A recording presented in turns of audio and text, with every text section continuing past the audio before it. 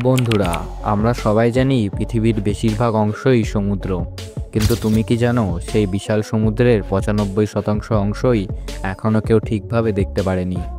এই অন্ধকার জলের নিচে এমন সব প্রাণীরা লুকিয়ে আছে যাদের চেহারা দেখে তুমি বলবে এটা কি সত্যিই বাস্তব। আজকের ভিডিওতে আমরা দেখব ক্যামেরায় ধরা পড়া কিছু ভয়ঙ্কর সামুদ্রিক প্রাণী। চলো শুরু করি। নাম্বার ১, গবলিন শার্ক, সমুদ্রের দানব হাঙর। প্রথমে আসি গবলিন শার্ক নামের এক অদ্ভুত প্রাণীর কথায়। দেখলে মনে হবে যেন কোনো ভয়ের সিনেমার দানব। এর লম্বা নাক আর ধারালো দাঁত দেখলে কারো কারো মনে হয় এটা হয়তো অন্য গ্রহের প্রাণী। এরা খুব গভীর জায়গায় থাকে যেখানে আলো পৌঁছায় না। আর মজার ব্যাপার হলো যখন এরা শিকার ধরে তখন মুখটা হঠাৎ সামনের দিকে ছুড়ে দেয়। ১৮৯৮ সালে জাপানের উপকূলে প্রথম পাওয়া যায় এই হাঙর। সত্যি বলতে কি, একে দেখলে কেউ বিশ্বাসই করতে পারবে না এটা পৃথিবীর প্রাণী। নাম্বার ২, জায়ান্ট স্কুইড, বাস্তবের ক্র্যাকেন। এরপর আসি বিশাল এক প্রাণীর কথায়, জায়ান্ট স্কুইড।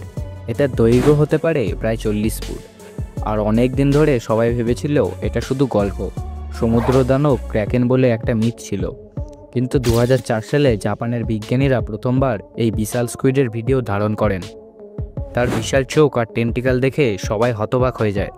ভাবো তো, তুমি যদি জাহাজে থাকো আর নিচে এই দানবটা ঘুরে বেড়াচ্ছে, কি ভয়ানক, তাই না? নাম্বার ৩, ফ্রাইল শার্ক, প্রাচীন দানব। এবার আসি ফ্রাইল শার্ক নামের এক পুরনো প্রাণীর কথায়।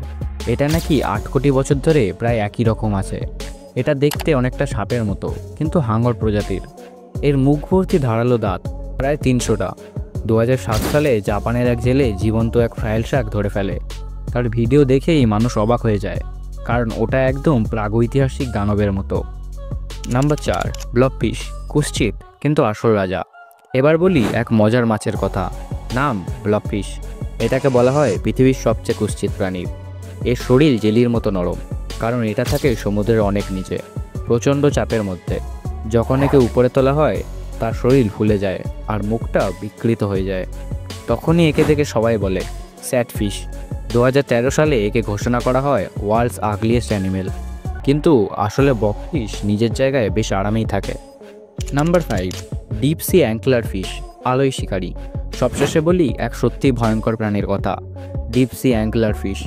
সমুদ্রে এত গভীরে থাকে যে সেখানে কোনো আলোই পৌঁছায় না, কিন্তু এই মাছের মাথার সামনে ঝুলে থাকে এক ছোট আলো।